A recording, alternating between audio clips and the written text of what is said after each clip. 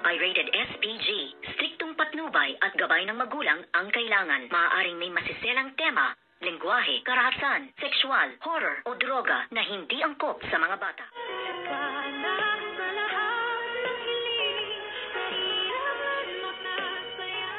Good morning and welcome sa aking munting channel. At dito nga ay tinawagan nito nga si Miss Giselle, itong si Zoe, para nga sabihin na nandoon daw sa kanilang bahay itong si Demonyitang si Moira at hindi nila alam kung ano ang gagawin. At ang sagot naman dito nitong bruhang si Zoe ay hindi ko po alam at alam niyo naman na wala na akong contact at ayaw ko nang kausapin si Mami dahil galit ako sa kanya. Ito nga ang kasinungalingang ginawa na naman ni Zoe dito nga kaya Miss Giselle Tanyag. At ibaba nga ni Miss Giselle ang phone niya. Agad-agad namang tinawagan nga nitong si Zoe itong demonyitang si Moira at sinabi niya nga na, Mami, bilisan mo, kunin mo na ang dapat mong kunin diyan dahil on the way na dyan si Tita Giselle para nga hadlangan ka at alamin kung ano ang ginagawa mo at bakit nandiyan ka. At dito naman ay kinausap muli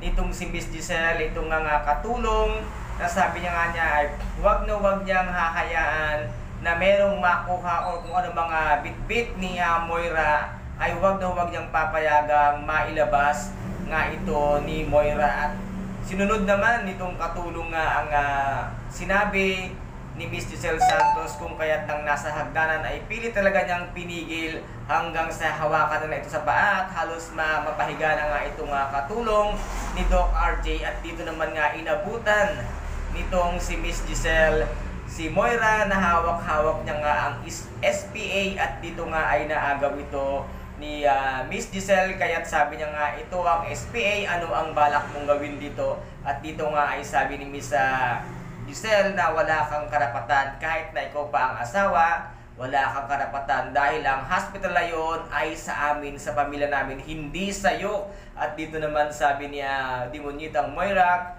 wag niyong bilugin ang ulo ni RJ. Moira, naririnig mo ba ang sinasabi mo? Nabibilugin ng mga kapatid ni Doc RJ ang kanyang ulo. Kayo nitong si Zoe ang nambibilog at nagbi-brainwash nga kay Doc RJ.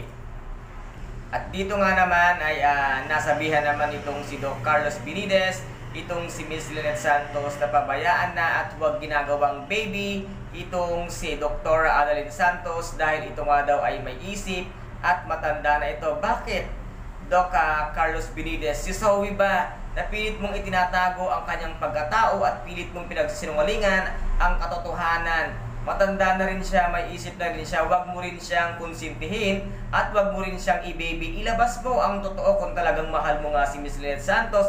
Bakit hindi mo maamin sa kanya ang katotohanan na si Zoe ay ang tunay mong anak, hindi siya tunay na anak ni Doc RJ Tanyag? Bakit hindi mo maamin yan? Kaya Miss Lynette Santos, sino ngayon ang sinungaling sa inyo at sino ngayon ang masama ang ugali sa inyo? Kung makapagsalita ka kay Dr. Annalyn Santos, akala mo namang may karapatan ka. Tanong-tanong din minsan sa sarili, Doc Carlos, kung sino ang totoong sinungaling at kung sino ang totoong masama ang ugali sa rule dito. Dahil hindi na rin tama ang iyong mga ginagawa dito kay Dr. Annalyn Santos. At huwag mo nang hintayin na hiwalayan ka ng tuluyan nitong si Miss Lynette Santos once na malaman niya ang katotohanan sa pagkatao ni Zoe at sa pagkatao mo kung sino at ano mo si Zoe sa iyong buhay. Bago mahuli ang lahat, mas magandang umamin ka na at magpakabait ka na lang kay Dr. Annalyn Santos dahil siya ang isa sa mga dahilan kung bakit ka ginusto at minahal ni Miss Lynette Santos dahil may isang Dr. Annalyn Santos at Chang Susan na nagsasabi sa kanila na mabait ka, pero hindi pala dahil meron ka rin palang tinatago pangit na ugali. Wala ka rin pinagkaiba kay Moira at kay Zoe. And guys, ito po ang ating pag-aabangan ngayong araw dito nga sa Abot Kamay na Pangarap, na kung saan ay kapanapanabik at kaabang-abang ang bawat eksena dito nga sa Abot Kamay na Pangarap. At kung nagustuhan po ninyo ang aking video for today, paki-subscribe na lamang po ng aking channel para mag-update kayo sa lahat ng gagawin kong video. Maraming salamat po. Ingat. God bless.